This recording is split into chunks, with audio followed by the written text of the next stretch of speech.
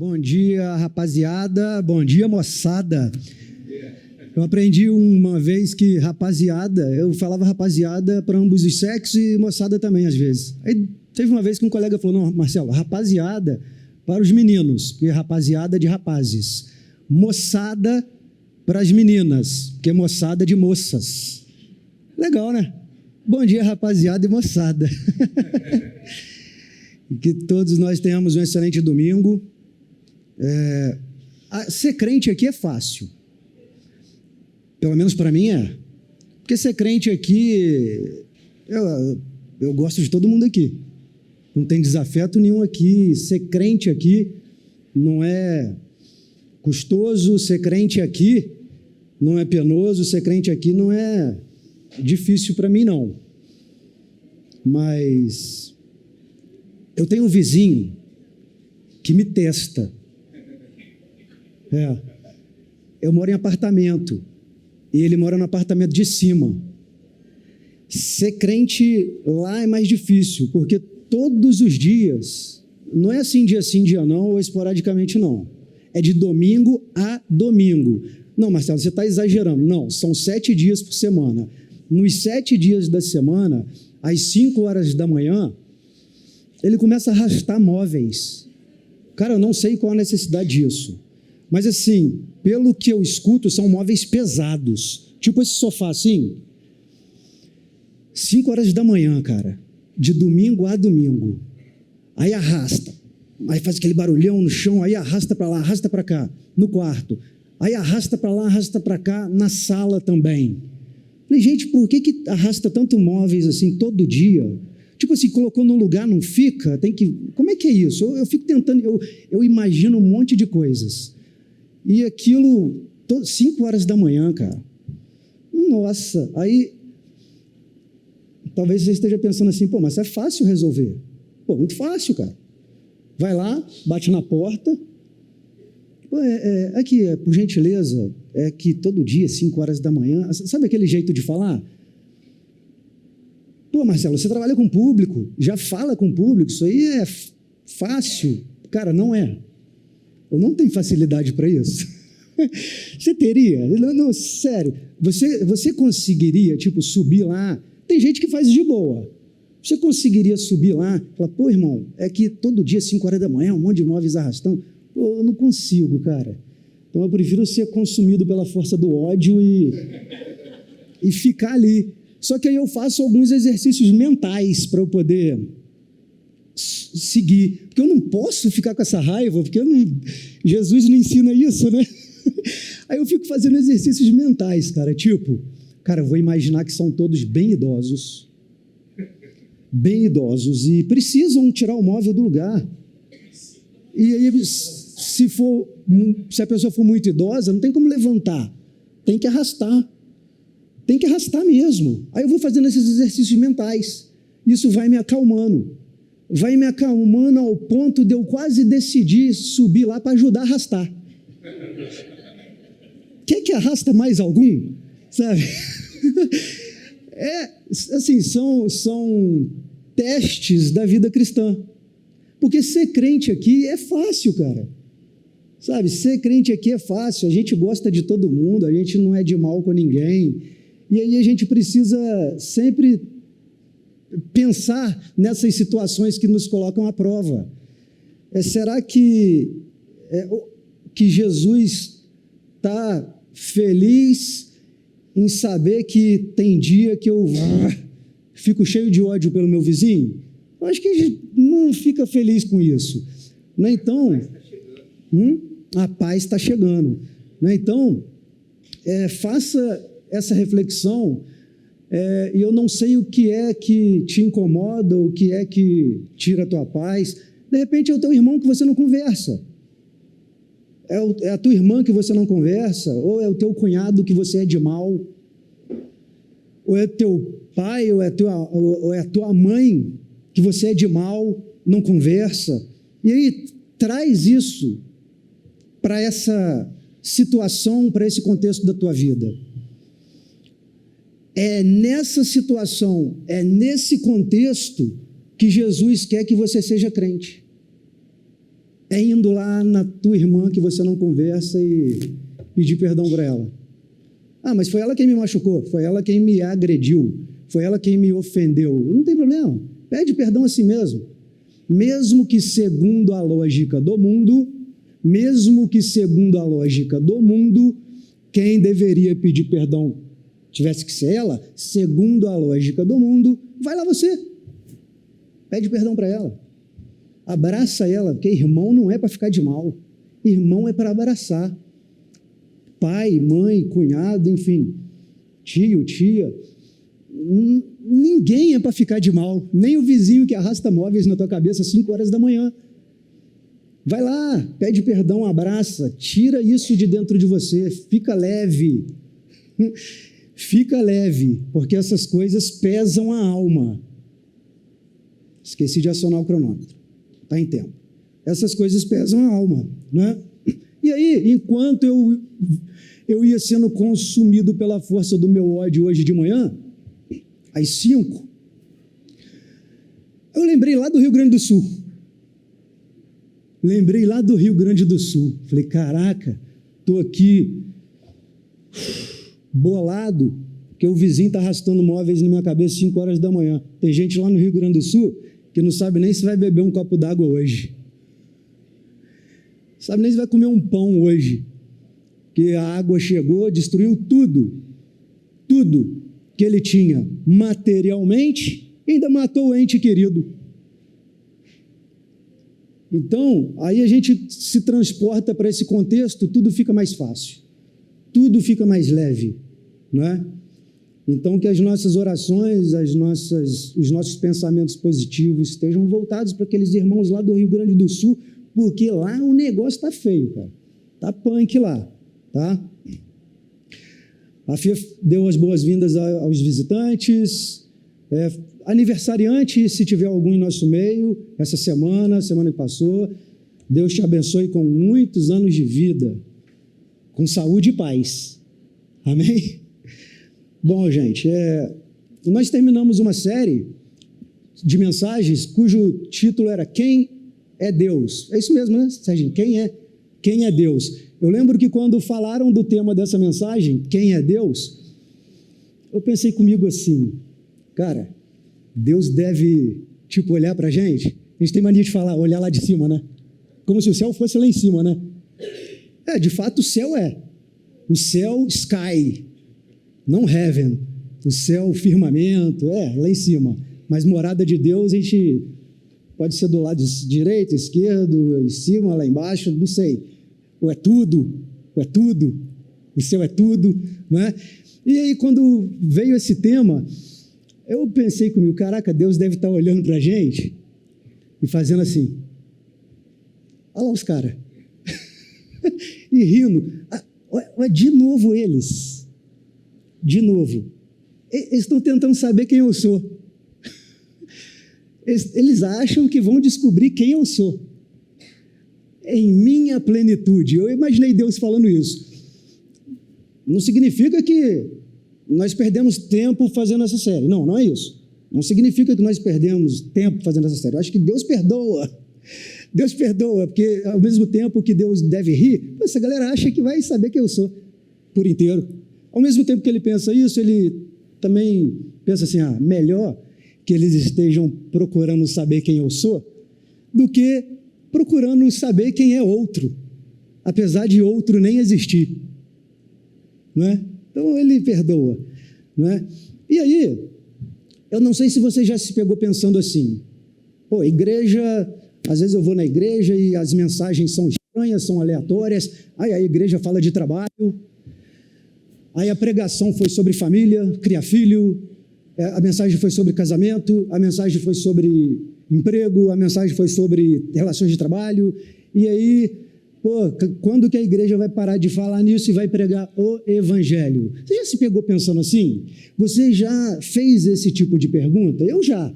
Eu acho que todo mundo já deve ter feito esse tipo de pergunta. Por que eu vou para a igreja, às vezes escuto mensagens que o tema, de repente, é relações de trabalho?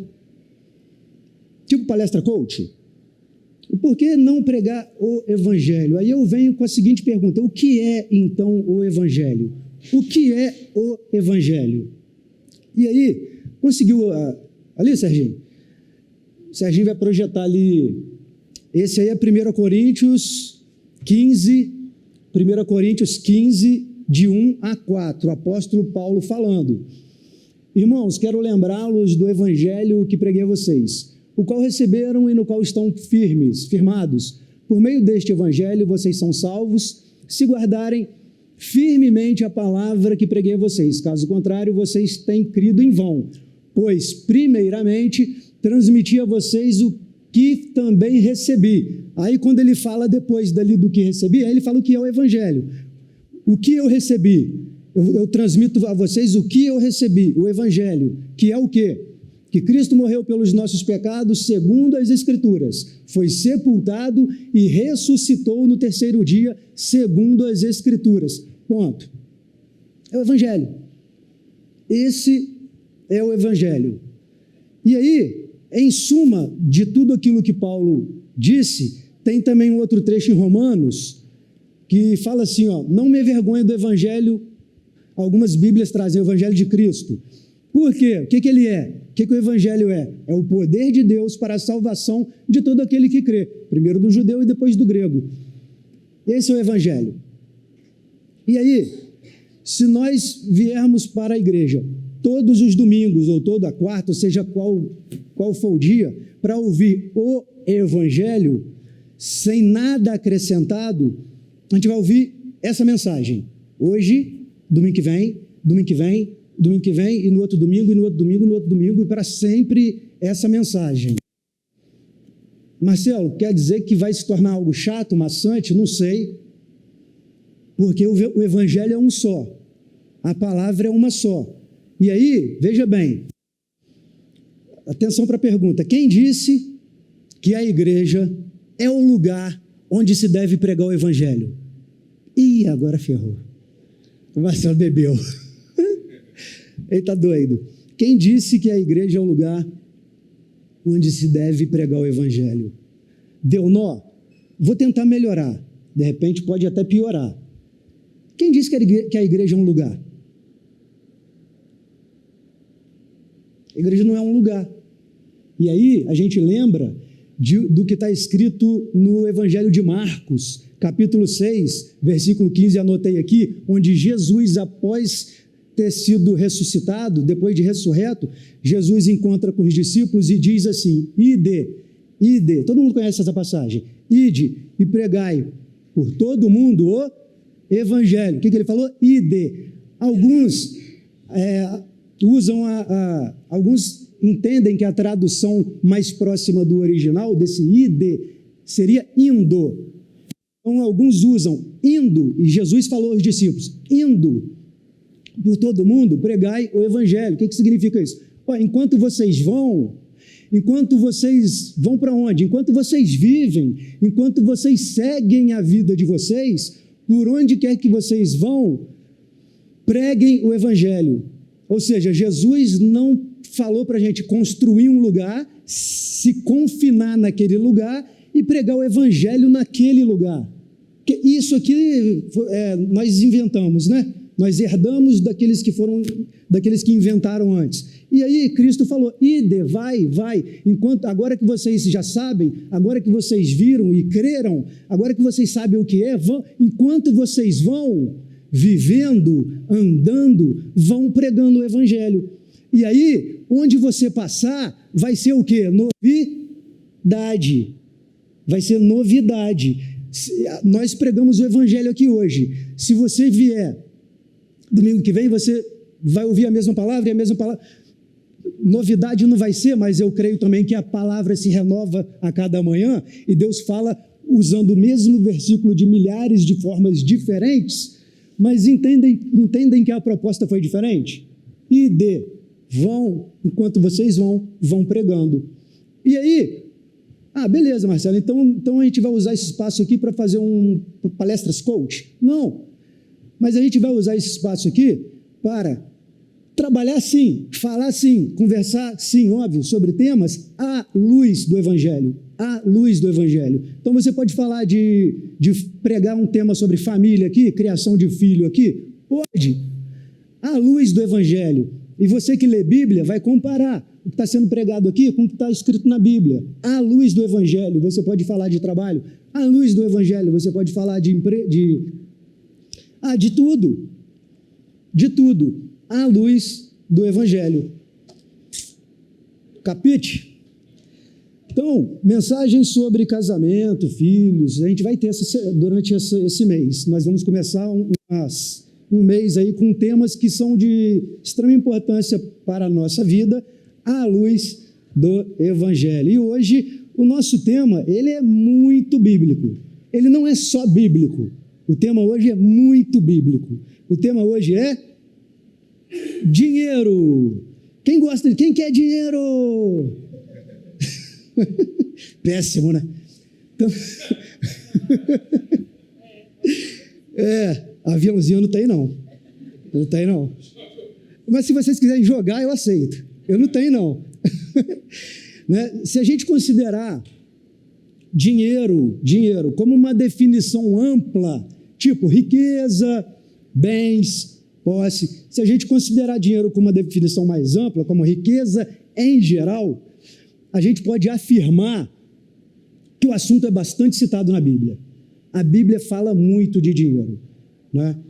E de acordo com um levantamento, eu anotei aqui, vou compartilhar com vocês, de acordo com um levantamento feito por um especialista em finanças, a Bíblia possui cerca de 2.000 frases sobre dinheiro. Posses, dízimo, dinheiro. 2.000 frases na Bíblia sobre dinheiro. Atenção, o dobro da quantidade de mensagens que falam sobre fé e oração, somadas. Tem mais mensagem na Bíblia que fala de dinheiro do que sobre fé e salvação, somadas, não é? 16 das quase 40 parábolas de Jesus tratam de dinheiro. Jesus falava quase o tempo todo sobre isso. Lembra do encontro dele com um jovem rico? Não era o tema, não era o assunto? Dinheiro, né? E além das 16, das quase 40 parábolas de Jesus falar de dinheiro, em cada 10 versículos dos evangelhos, em cada 10 versículos de todos os evangelhos falam de dinheiro. Gente, falar de dinheiro não é problema não, desde que seja bem falado, desde que seja com a motivação certa, desde que seja com o intuito de ensinar e não de manipular. Problema nenhum. Por que tanta citação sobre dinheiro na Bíblia? Por que a Bíblia fala tanto de dinheiro? Por que tem tanto versículo sobre dinheiro? Por que tanta passagem sobre dinheiro na Bíblia? Por quê? Talvez seja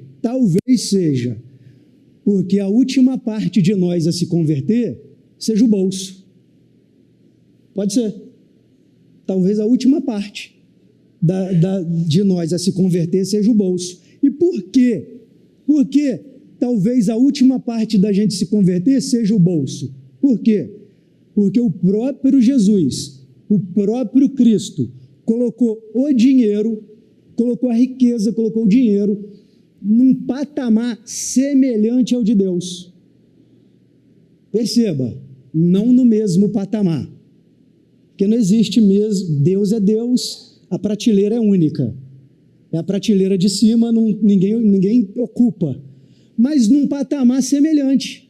Tanto é que nós vamos abrir Mateus capítulo 6, aproveitar e beber uma água aqui.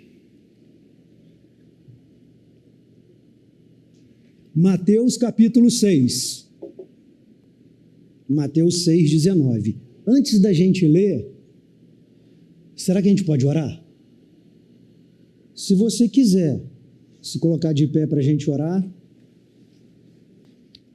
Senhor Deus e Pai, nós te agradecemos pela oportunidade de estarmos aqui reunidos.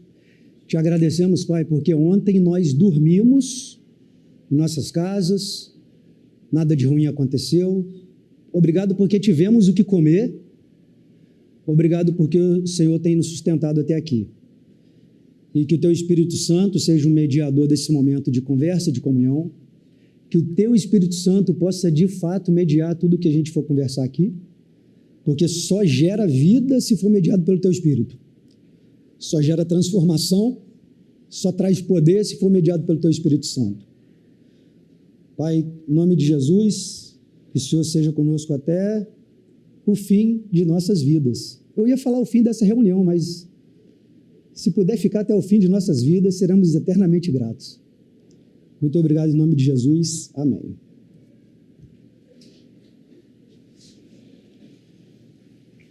E aí, essa passagem, Mateus, capítulo 6, é conhecida. É muito conhecida. Eu acredito que nós já lemos isso aqui várias vezes. E aí, começa assim. Na Bíblia que eu estou aqui, tem até um título. Tem um título ali, Os Tesouros no Céu. Começa assim o 19. Não acumulem para vocês tesouros na terra, onde a traça e a ferrugem destrói e onde os ladrões arrombam e furtam. Mas acumulem para vocês tesouros no céu, onde a traça e a ferrugem não destrói e onde os ladrões não arrombam nem furtam. Pois onde estiver o seu tesouro, aí também estará o seu coração. Os olhos são a candeia do corpo, é a luz, né? Se os seus olhos forem bons, todo o seu corpo será cheio de luz. Mas se os seus olhos forem maus, todo o seu corpo será cheio de trevas. Portanto, se a luz que está dentro de você são trevas, que tremendas trevas são. Jesus é interessante, né? Reparou que ele mistura dentro do mesmo versículo citações, você olha assim, pô, não tem nada a ver uma coisa com a outra. Caraca, ele entrou em outro assunto? Pô, está falando de quê agora? Já percebeu que ele faz muito isso na maioria das parábolas dele? E o 24 diz assim, ó, ninguém pode servir a dois senhores, pois odiará um e amará o outro, ou se dedicará a um e desprezará o outro. Vocês não podem servir a Deus e ao dinheiro. Olha que interessante, aqui na minha Bíblia, não sei na sua, dinheiro está até com D maiúsculo. Não sei como é que está na sua aí. D maiúsculo? Olha só, ninguém pode servir a Deus, D maiúsculo, e ao dinheiro, D maiúsculo. Eu acho que colocaram assim, só para lembrar a gente que próprio Jesus colocou o dinheiro num patamar semelhante ao de Deus. Por isso que eu concluo, mediante isso, que a última parte de nós a se converter é o bolso. É o bolso. Porque sair do teu conforto para ajudar o irmão a bater uma laje, pô, cara, tranquilo. Sair do teu conforto, de repente, para, sei lá, fazer qualquer coisa que não precise meter a mão no bolso, fazer uma mudança, carregar móveis, sabe, parece que quando é para meter a mão no bolso, dói mais. Pô, aí você fica, pô, fulano vai ter a luz cortada. Vamos juntar aqui uma galera para pagar. Sabe, parece que dói mais quando a gente tem que meter a mão no bolso do que nos doar em serviço. Né? Claro que cada um tem as suas motivações, cada um tem a sua situação.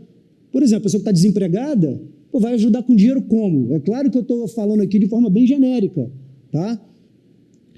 E sobre esse fragmento de texto, a gente percebe Jesus instruindo para a gente não acumular riquezas, bens materiais, porque isso vai acabar. A pergunta que eu faço agora é, você sabe o dia que você vai morrer? Alguém aqui sabe? Não, né? Eu tive um colega lá no serviço, que uma vez ele chegou lá no gabinete do comandante, lá no quartel. Ele chegou no gabinete do coronel, pediu licença, bateu, coronel, eu queria falar com o senhor, é sério, é urgente. O coronel entra, senta aí. Falou, coronel, então, eu queria ver com o senhor se eu posso pegar uma licença a partir de hoje. Está acontecendo alguma coisa? Algum parente morreu? O que está acontecendo? Ele, não, que no dia 23 de abril eu vou morrer.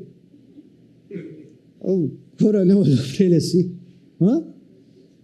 dia 23 de abril eu vou morrer. Aí perceberam logo que o menino não estava bem, né? Eu, inclusive, fui o motorista que levei ele para o hospital psiquiátrico lá no Rio. Ele estava jogando aqueles jogos de RPG, aqueles joguinhos que, sabe? Eu nem sei, na verdade, o que é, nunca joguei. RPG, eu conheço de nome. Aí, de tanto jogar aquilo, ele já tinha certeza que... Chegou dia 23 de abril, estava bonzinho. Passou dia 24, está vivo até hoje. Né? Então, está vivo até hoje. Parou até de jogar. Não fala mais o dia que vai morrer. Mas a gente não sabe. Ninguém sabe o dia que vai morrer. Né? Eu conheci uma pessoa que tinha muitos bens, muitas posses, muito dinheiro. Era um empresário daqui da região, bem perto da gente. Um empresário muito bem sucedido. E certa vez ele comprou uma lancha, não era bem uma lancha, parecia um iate, sabe? Sabe aquelas lanchas grandona?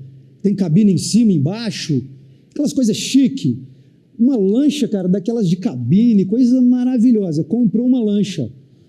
Deixou guardada em Angra dos Reis, naquelas garagens que aluga, né? Pagava por mês lá uma fortuna de marinheiro e tal. Nunca ia. Aí uma vez eu perguntei, pô, fulano não vai usar a lancha, não vai andar na lancha que ele comprou, não? Passaram-se meses, a lancha está lá. Não, nunca usou, nunca andou. Ficou lá a lancha. Faleceu de ataque cardíaco, teve uma parada cardíaca, faleceu sem nunca ter andado na lancha. Nunca andou na lancha que ele comprou, milhões de... Olha só, sabe? Então Jesus fala, não acumula não, você não sabe o dia que você vai morrer. Né? O dinheiro pode agregar muito valor na nossa vida, fato. A gente vive sem dinheiro? Não tem como, a gente precisa comprar pão, a gente precisa pagar a conta de luz, a gente precisa pagar o aluguel, a gente precisa abastecer o carro, não tem como viver sem o dinheiro, certo? Não tem como. Ele pode agregar muito valor na sua vida, mas não é ele quem define o valor da sua vida. Perceba a diferença? O dinheiro pode agregar valor à sua vida, mas não é ele quem define o valor da sua vida. São coisas diferentes. Sua vida não pode ser definida pelo tanto de dinheiro que você tem.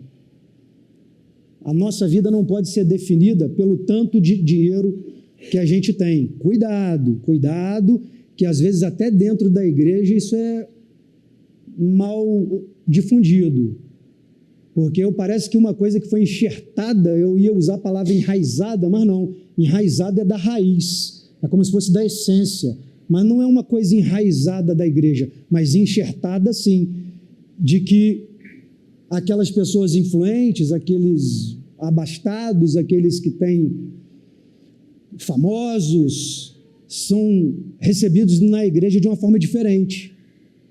Já percebeu isso? Que às vezes, não estou falando de todas as igrejas não, tá gente? Mas porque eu já observei isso, eu tenho certeza que você já deve ter observado isso em algum lugar. Então, às vezes, a própria igreja passa essa imagem. Pô, chegou o cara ali que é o diretor da rede de hospitais, não sei o quê, o cara é conhecido no mundo inteiro, médico renomado. Cara, ele já percebeu o lugar que essas pessoas ocupam? Nas igrejas, cadeira lá da frente, e quando termina o culto, vai todo mundo lá e tal, já percebeu isso.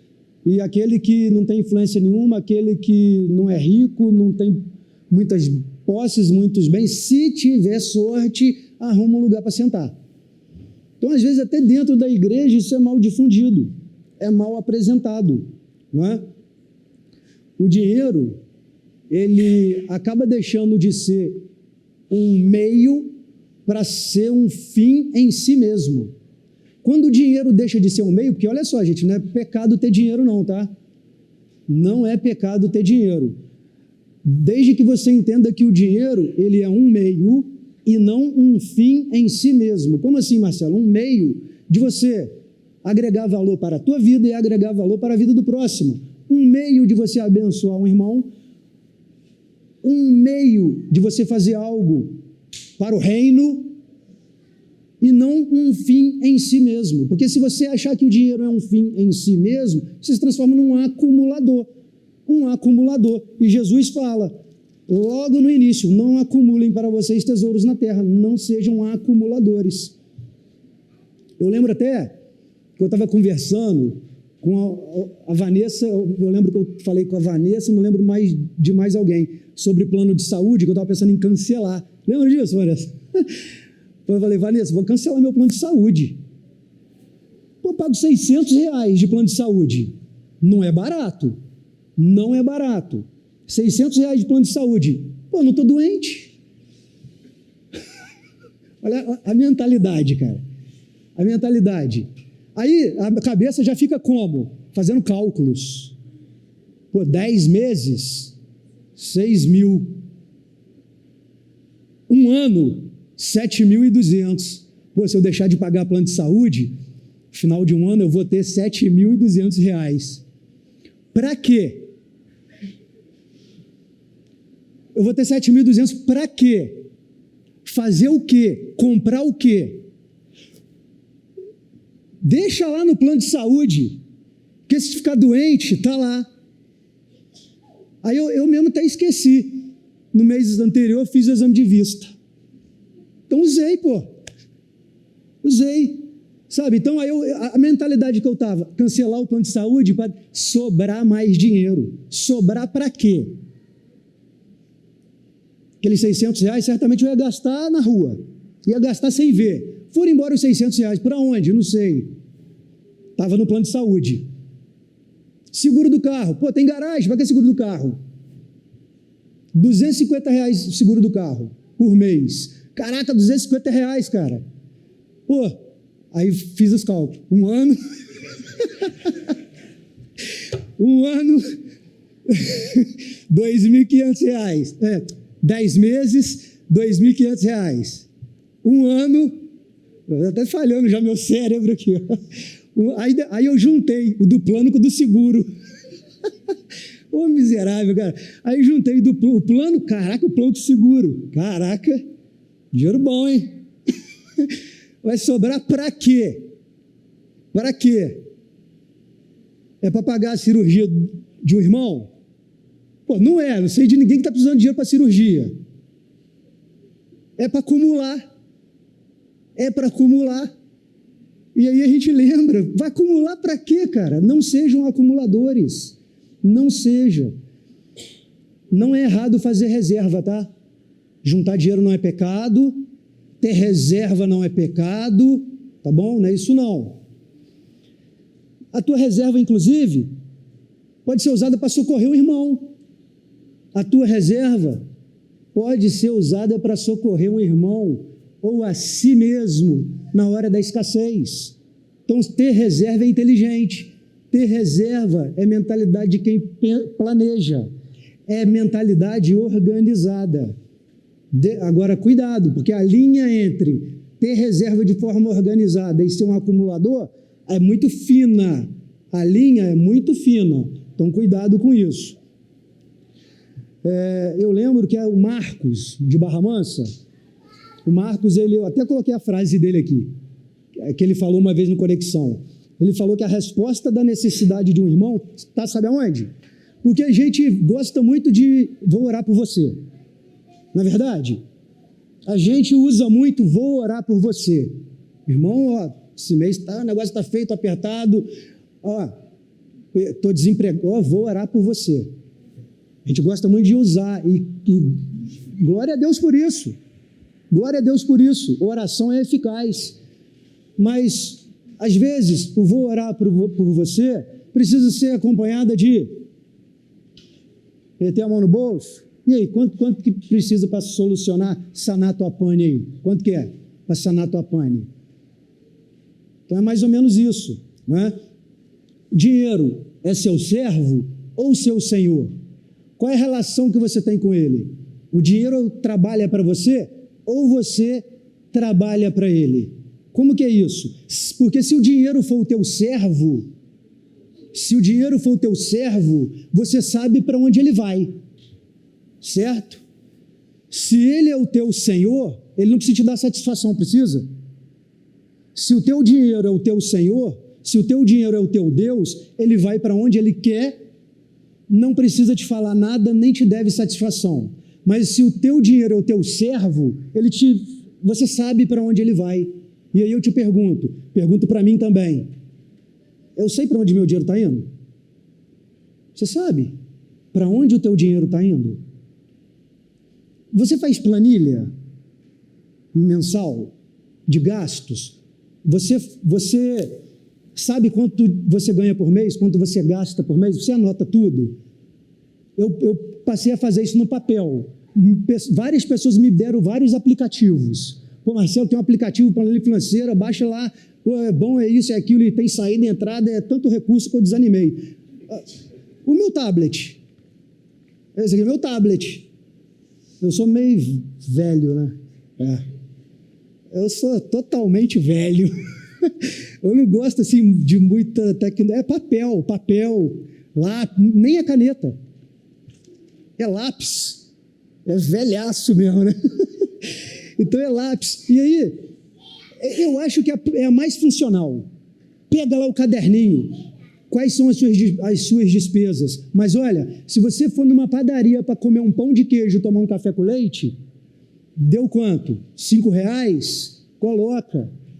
Porque quantas vezes você vai na padaria para comer o pão de queijo e tomar o café? Quantas vezes por mês? Se for 10, já deu quanto? 50. Se você não anotar, já são 50 que você não sabe para onde foi, para onde foram. Então, seja organizado financeiramente. Vai te ajudar. Vai te ajudar até no sentido de abençoar os outros, porque às vezes não sobra nada, aí você fica com aquele remorso. Nossa, eu queria ajudar os irmãos, eu queria ser abençoador, eu queria, quando ouvi o irmão falando que está precisando de uma cesta básica, cara, do fundo do meu coração, como eu queria meter a mão no bolso e ir lá comprar cesta e dar para ele. Às vezes você não tem mesmo, entendo. E acredito sim que você queria meter a mão no bolso para ir lá comprar, acredito sim, mas às vezes você não tem por causa de uma desorganização financeira. Desorganização financeira. Eu aprendi isso na paulada, filho. Aprendi na pancada. Que meu dinheiro ia embora, eu não sabia nem para onde ia. Foi na base da pancada mesmo que eu fui aprendendo e fazendo as coisas à força. A planilha financeira foi à força, até ajustar, entrar num caminho que eu vejo que aqui é possível. E aí, beleza, Marcelo, então, quer dizer que a capela como igreja, então é irresponsável financeiramente. Então é irresponsável financeiramente. Quase todo mês está no vermelho. Todo mês ou quase, não sei. Apesar da planilha financeira aqui da igreja é transparente, você tem acesso, tá? Marcelo, eu quero ver quanto de dinheiro entra na capela, quanto de dinheiro sai. É aberto. Isso aqui não está estrito a pessoal da tesouraria, não. Qualquer um pode olhar. Então quer dizer então que a capela é desorganizada, é irresponsável financeiramente, porque está quase sempre no vermelho. A questão aqui é outra. Aqui envolve uma outra coisa. Preste atenção. Toda igreja que se propõe a pregar mensagem sem fins lucrativos, toda igreja que usa da mensagem sem manipulação, sem barganha, sem toma lá, dá cá com Deus, passa por dificuldade financeira. Passa por dificuldade financeira. Eu lembro que um pastor escreveu uma carta a outro pastor, dizendo assim: olha, eu preciso te falar uma coisa. Rapaz, eu estudei, e o Espírito de Deus me revelou, eu precisava era de uma revelação, porque eu praticava o dízimo na igreja, segundo o que está escrito lá em Malaquias 3,10, quase toda igreja usa.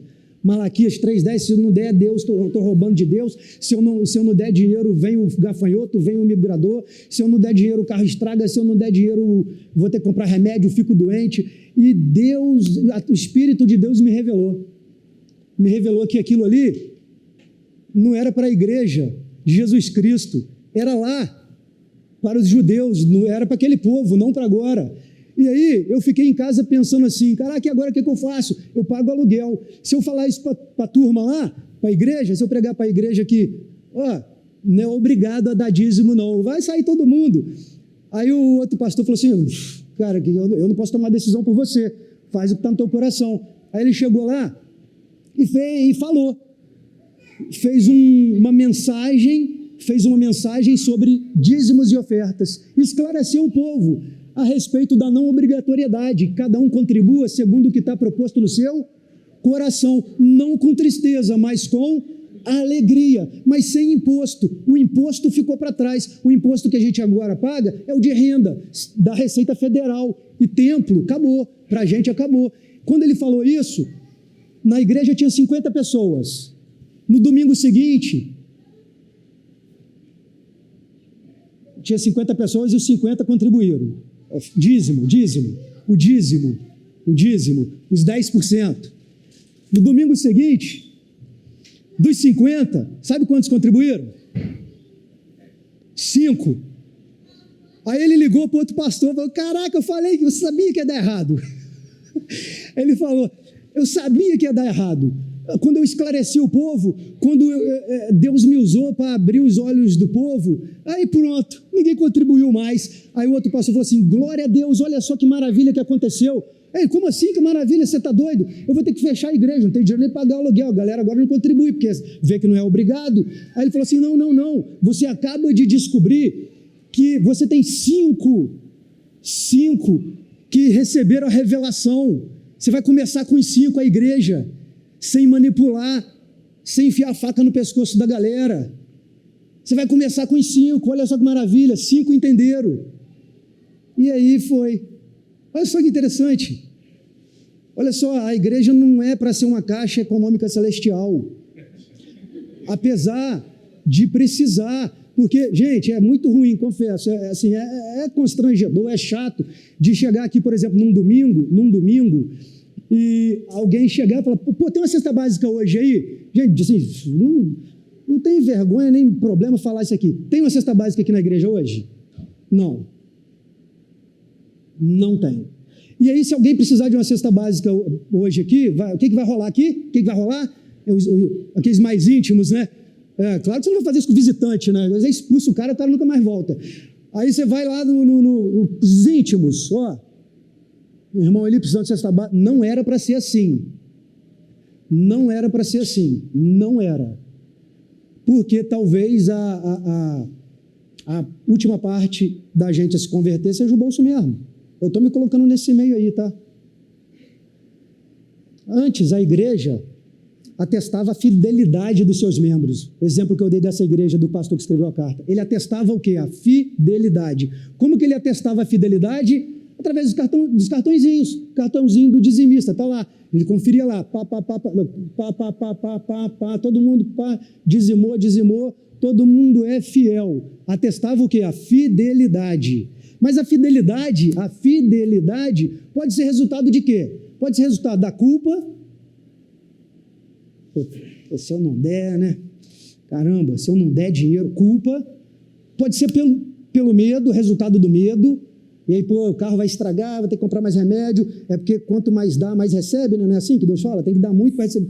Então, se eu parar de dar, não vou receber. Aí usa as promessas lá do Antigo Testamento, que era para Israel, e aplica na igreja, que não é para aplicar. Não é? Aí o cara fala: não, se crer, vai comer o melhor dessa terra. Deus está falando com Israel, não era com a gente. Aonde você botar a planta dos seus pés, e ali você vai conquistar. Deus está falando com Israel, não com a gente. Aí a igreja traz tudo isso para hoje, aí usa disso para manipular, para arrancar teu dinheiro e para fazer campanha, e volta domingo que vem, porque a campanha vai continuar, e vai bombar, e vai prosperar, e você vai ficar rico, e as portas vão se abrir. E é assim. E é por aí. E testar a fidelidade é fácil. O que não dá é para testar a generosidade, porque a métrica não é simples. Fidelidade é métrica simples. Vai no cartão de dizimista. Vê quem contribuiu, tá lá. A métrica é simples. Vai no cartãozinho. Vai no quadro de dizimista. Para generosidade, a métrica não é simples. E vou te dizer, nem tem métrica para verificar, medir generosidade. Sabe por quê? Porque teve uma situação uma vez no templo, que era a hora da oferta, e Jesus estava lá. Aí a galera foi contribuir. Aí cada um, né? O outro lá botou R$500, o outro lá botou R$1.000, os fariseus, os saduceus, né? Galera do dinheiro, só depositando no envelopão, várias notas. Aí foi uma senhora lá, viúva, jogou a moedinha. E todo mundo viu que era pouco. Por quê? Aquela caixinha de madeira que está ali, ó. Se você jogar nota, não vai fazer barulho nenhum, né? Mas jogou moedinha, tim, vai cair lá, tim. Aí os outros vão, ia lá, pô, deu esmola. Ia lá, deu moeda, pô, esmola. Todo mundo deve ter pensado isso da senhora lá, da viúva. Pô, lá, deu esmola. Aí sabe o que Jesus falou? Perguntou para Jesus, quem deu mais? Quem contribuiu com mais? Aí Jesus fala, aquela senhora ali. Hã? Pô, foi uma moeda. A métrica para generosidade não é a quantidade. A métrica para generosidade é o coração. E aí, só quem sabe se você está sendo generoso? Quem é que sabe se você está sendo generoso? Quem? Você e Deus. Você sabe. Você sabe se você está sendo generoso ou não. E mesmo que você fale para mim, Marcelo, eu coloquei na conta da igreja esse mês R$10.000. Eu fui generoso? Não sei. Não tem como saber. Não tem como. Marcelo, eu vendi meu carro, foi R$50.000 o meu carro. Depositei tudo na conta da igreja. Fui generoso? Não sei. Não tem como eu saber. Você sabe. É a pergunta que você faz que você tem a resposta. Você sabe. Com Deus não é 10%. 10% é com o garçom. Já viu quando ele vai trazer a conta? Tem gente que nem paga. Pô, galera, paga os 10%. Pô, deixa o moço ganhar um pouquinho mais. Tem gente que fala assim, não sou obrigado. Ele é obrigado a me servir. Ele é obrigado, o trabalho dele, ele tem que me servir. Não vou pagar os 10% não. Pão duro. Ah, Marcelo, é direito meu. Eu sei, é sim. É direito seu sim. Mas vou continuar achando que você é pão duro do mesmo jeito. Você no seu direito, eu acho que você é pão duro. Então, custa nada. Garçom é 10%. E Deus? E Deus? Sabe quanto é? Na lei é 10. Na graça, sabe quanto é? 100. 100%. Que isso, Marcelo? Como é isso? Vou trazer tudo que eu tenho e depositar aqui na igreja? Calma, calma. Deus vai te falar, não sou eu. Nem o pastor. Se o pastor falar onde você tem que botar teu dinheiro, ora. Chega em casa e ora. Deus vai te falar onde você bota o seu dinheiro, não o pastor. Pastor Jesus, sim. Jesus Cristo, sim. Aí você recebeu o seu pagamento? Hoje não tem mais contra-cheque de papel, né? Esse aí não teve jeito, teve que ser o celular mesmo. Esse para mim, esse eu tive que ir celular mesmo. Aí abriu o contra-cheque. Abriu, caiu o pagamento. Seu contra-cheque está aqui. Sabe o que você faz? Ora, chega para Deus e fala assim, Deus, aqui ó, aqui, caiu o meu pagamento. Caiu agora meu pagamento. O Senhor quer que eu faça o quê? Cara, vamos falar sério, gente. Vamos sem hipocrisia zero agora, tá? Porque antes estava tendo um pouco? Não. Mas agora é zero do zero mesmo. Dá medo, não dá? Pode falar, não dá medo de fazer essa pergunta? Deus está aqui. Tudo. Faço o quê? Cara, é uma pergunta que a gente vai morrendo de medo. Porque Deus pode falar. Então, meu filho, esse mês eu vou precisar usar teu pagamento. E cara, como é que faz? Aí você vai falar, o diabo é astuto, ele imita a voz de Deus, ele imita até a voz de Deus, né? Então, é mais ou menos por aí. Mais ou menos por aí. O dinheiro é um dos maiores testes que o ser humano pode ter. Testes de várias espécies, de vários tipos, principalmente o de caráter. Principalmente o teste de caráter. Com dinheiro é um dos testes mais feitos. Não sei se vocês assistiram a série Breaking Bad. Breaking Bad, um professor de química que se vê numa situação de câncer e aí aparece uma oportunidade dele fabricar metanfetamina, droga. Então ele tem a oportunidade de começar a fabricar droga para vender, se transforma num traficante. Eu não ligo o negócio de spoiler, não. Se quiser ver, está lá, se não quiser. Mas é isso para vocês entenderem. Aí ele se torna um traficante e começa a ganhar muito dinheiro. Mas o intuito dele inicial era o quê? O dinheiro para tratar o câncer, 2 filhos pequenos, um com necessidades especiais ainda, o cara se vê na situação, caraca, eu tenho 2 filhos, um filho com necessidades especiais aí, não posso morrer não, filho. Posso morrer não, faço qualquer coisa para ficar vivo, aí se transforma em traficante, aí começa a vender droga, ganha tanto dinheiro, mas tanto dinheiro, que começa a incomodar o cartel do México, da Colômbia e até dos próprios Estados Unidos. Se torna o maior traficante dos Estados Unidos. O maior traficante dos Estados Unidos. É tanto dinheiro que chegou um momento, já no final da série, que ele não ligava para o dinheiro. Ele nem sabia quanto ele tinha, perdia milhões.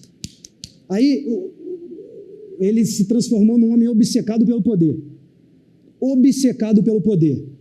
O fim dele foi trágico. Não vou contar não, aí já fica, né? Não vou contar não, aí vocês podem assistir lá. Perdeu totalmente o quê? Foi reprovado no teste de caráter. Arrebentou com a família por causa do dinheiro. Porque o dinheiro sempre promete mais do que ele pode entregar. O dinheiro sempre promete mais do que ele pode entregar. Se você fala assim hoje, caraca, se eu ganhasse 8 mil, aí sim resolveria minha vida. Não, alguém já pensou assim? Eu já, várias vezes. Já pensei, caraca, se meu salário hoje fosse 8 mil, pá, minhas despesas tanto, pá, 8 mil resolve minha vida. Se eu passar a ganhar 8 mil, cara, não dá 2 meses, já estou enrolado de novo. Aí eu já renovo. Caraca, eu acho que para resolver minha vida é 12 mil. Não, 12 resolve. 12 resolve. Aí o meu salário passa para 12. Em pouco tempo. Eu precisava ganhar 18 mil, cara. 18. Não é assim, porque o dinheiro sempre, ele sempre faz essa falsa promessa. Sempre. Não é? E aí, para terminar mesmo, chegar ao fim, queria terminar com uma história eu já contei essa história aqui, num pré-culto. Já contei no pré-culto. A história é de um menininho muito rico que chamou um menininho muito pobre para brincar em sua casa. Já contei isso aqui no pré-culto. Um menininho muito pobre, foi chamado por um menininho muito rico para brincar em sua casa. Chegando lá, quando ele entrou, ele levou assim meio que um baque, porque era uma casa muito grande, muito chique, a mesa com várias pessoas sentadas, muito bem vestidas, talheres, lustre, e aquele menininho muito pobre, ele não estava acostumado com aquele ambiente, ele ficou assim um pouco paralisado, e o menininho muito rico, vendo aquilo, já para quebrar aquela situação dele ficar sem graça, já foi apresentando ele. Gente, esse aqui é o Filipinho, meu amigo, conheci ele, é meu amigo, vai brincar comigo. E aí, Filipinho, vamos lá no quarto brincar que eu quero te mostrar meus brinquedos. Eles subiram para o quarto, foram lá brincar. Quando entrou no quarto, gente, pensa naqueles brinquedos maravilhosos, brinquedos de sonho de toda criança, e eles entraram no quarto e começaram a brincar, um menininho pobre, fissurado, doido naqueles brinquedos, e aí o menininho rico fala assim, peraí, eu vou ali embaixo pegar um refrigerante pra gente, fica aí que eu vou pegar um refrigerante rapidinho. Ele desceu, quando ele desceu, começa a voz na cabeça do menininho pobre, aproveita, é agora a sua oportunidade. Olha a tua bermuda, está cheia de bolso. Coloca o máximo de brinquedo que você puder. Pega. Sabe quando você vai ter esses brinquedos? Nunca. Então pega agora. Pega o máximo de brinquedo que você puder. Coloca no seu bolso. E aquele menininho ouvindo aquela voz, ouvindo, ficou tentado e pegou. Pegou um monte de brinquedo e começou a colocar no bolso, encheu o bolso de brinquedo. Quando o menininho rico chegou com refrigerante, ele entrou no quarto, o menininho pobre, olha, eu tenho que ir embora, eu esqueci que eu tenho um compromisso, porque ele estava com o bolso cheio de brinquedo, né, queria ir embora logo, e eu tenho muitos compromissos, preciso ir embora. E não deu nem tempo do menininho rico falar alguma coisa, quando ele começa a descer as escadas, ele não se lembrou que todos os bolsos da bermuda dele estavam furados. E no meio da descida das escadas, começa a cair aquele monte de brinquedo. E aqueles brinquedos foram caindo e rolando as escadas, e todas as pessoas que estavam sentadas à mesa, os granfinos, os pais, os tios, os parentes do menininho rico, começaram a olhar aquilo e pela face do menininho pobre, pelo jeito que ele ficou sem graça, pelo modo como ele ficou assustado, eles começaram a julgar e fazer apontamentos. Olha lá, tá vendo? Sabia. Olha lá, ó. Veio para roubar os brinquedinhos, veio para furtar os brinquedinhos. Olha lá, tá vendo? Hoje está roubando os brinquedinhos. Amanhã vai entrar aqui, vai roubar nosso dinheiro, vai roubar nossas joias, vai roubar nosso carro. Tá vendo? Ali começaram ali uma série de apontamentos e de julgamentos, até que lá no alto da escada aparece um menininho rico.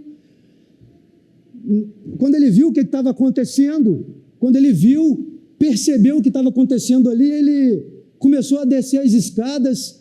Nossa, caramba, caiu tudo, né? Peraí, Filipinho, calma, eu vou te ajudar. Ó, tem esse aqui, segura aí. E as pessoas da mesa olhando, sem saber o que estava acontecendo, e ele olhou para as pessoas da mesa, o menininho rico, e disse, olha, eu dei esses brinquedos para ele, tá? Eu dei os brinquedos para ele, tá? Esse aqui, eu não quero mais brincar com esses brinquedos.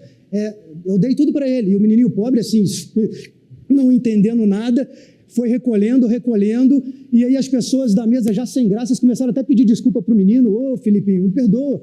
Olha, a gente não sabia mesmo que ele tinha te dado esses brinquedos. A gente não sabia, desculpa, tá? As pessoas sem saber onde enfiar a cara.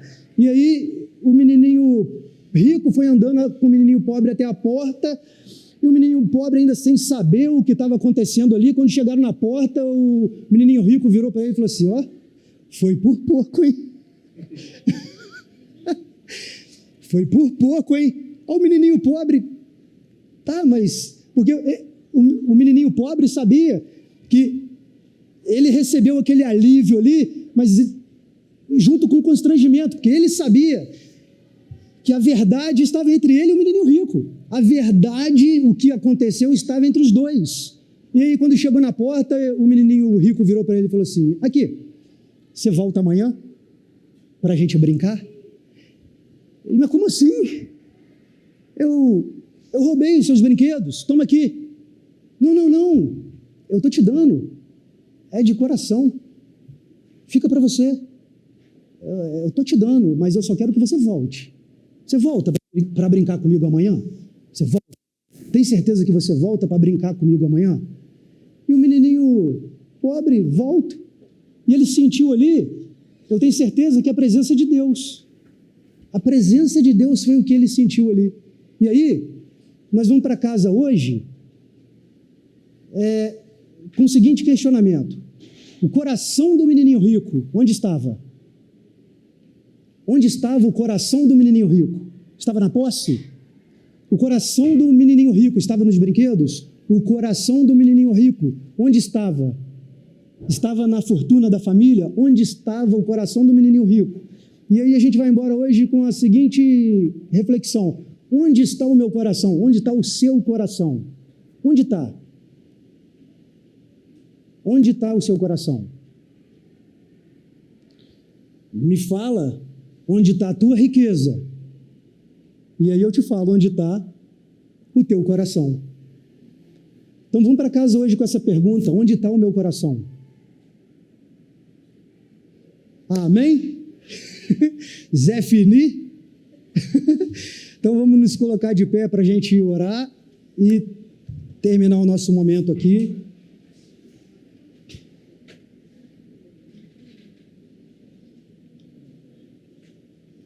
Senhor Deus e Pai, obrigado pelo momento que tivemos aqui, Senhor. De fato, são várias as reflexões que temos que fazer todos os dias. Todos os dias. Pai, às vezes, reclamo de um vizinho arrastar um móvel na minha cabeça. Aí quando eu começo a olhar o mundo sob uma outra ótica, nossa, é insignificante essa minha preocupação. Nós podemos olhar o mundo sob uma nova ótica para dar valor às coisas que realmente devem ser dadas valor. Não que o dinheiro tenha que ser insignificante em nossas vidas, não. Não que o dinheiro deva ser desprezado, não. Que o dinheiro seja, em nossas vidas, ferramenta de socorro para o próximo, a nós mesmos num momento de escassez. Ter dinheiro não é pecado, mas que nós saibamos lidar com ele. Não nos deixe nos corromper a ponto de tratá-lo como Deus. Que ele seja sempre o nosso servo, pois assim saberemos onde ele está, para onde ele vai. Pai, e não só na área financeira, material, mas que o Senhor continue tratando de nós, cuidando de nós em todas as áreas de nossa vida. Que tenhamos um domingo abençoado, para a glória do Teu nome, mais uma vez e sempre. Amém. Valeu, gente. Bom domingo para vocês. Quem quer dinheiro?